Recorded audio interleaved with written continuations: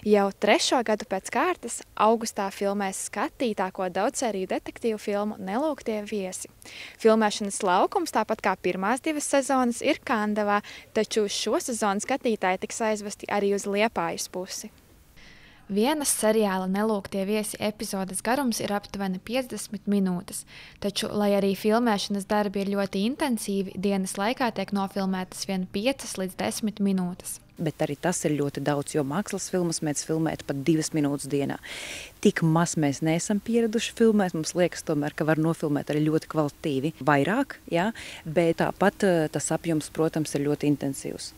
Ja pirmajās 2 sezonās galvenie varoņi šķetināja slepkavības lietas, tad 3. sezona mazliet atšķirīga. Tiks risināta bezvēsts pazušanas lieta. Kandavā bezvēsts pazūd liepainieku ģimenes pusaugu meita, bet vienlaikus, protams, ka mēs varam arī apsolīt jau iepriekšējās sezonās saņemt tās slepkavības un ļoti, ļoti negaidītus pavērsienus. Es, kad lasīju scenāriju, katra epizode bija ar ļoti negaidītu nobeigumu.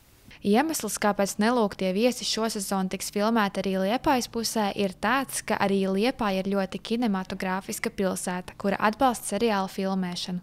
Daudzsēriju detektīvu filmu iemīlējuši ne tikai skatītāji, bet arī paši aktieri, kuri filmēties Nelūgtajos viesos būtu gatavi pat 10. sezonā.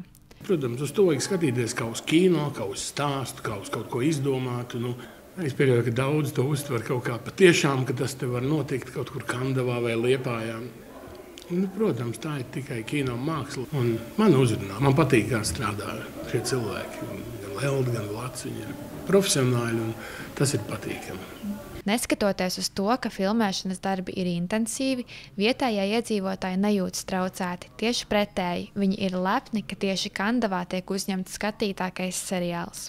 Es varu redzēt Kandavu, kā režisors ir izplānojis, salicis kopā tās ieliņas vietas, un viņi arī nāk pie mums ar jautājumiem, un vietējie ļoti palīdz. Tā kā mazliet izjūtam, bet nav tik traki. Tā traucēt, jo viņš netraucē, ir jau patīkami, pat uz laukumu bija pagājušo gadu, un tā. Nē, tā ļoti tā nekur netraucē. Neskatoties uz to, ka seriāla filmēšanas gaita un saturs ir visai nopietns, tomēr gadās arī pa kādam kuriozam. Piemēram, šorīt mums pazuda kāmis.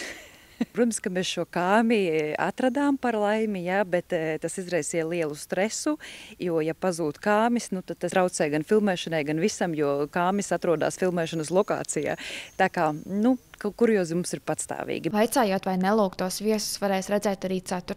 un 5. sezonā, Lelda Kovaļova atbild, ka neraugoties uz seriāla popularitāti, ir jāspēj apstāties un iet uz priekšu, nevis dzīvot uz esošajiem lauriem. Tāpēc vēl nav skaidrs, vai šī ir noslēdzošā sezona. Niceta Anna Stariņa, Ģerds Grenevits, TV9 Pakalni.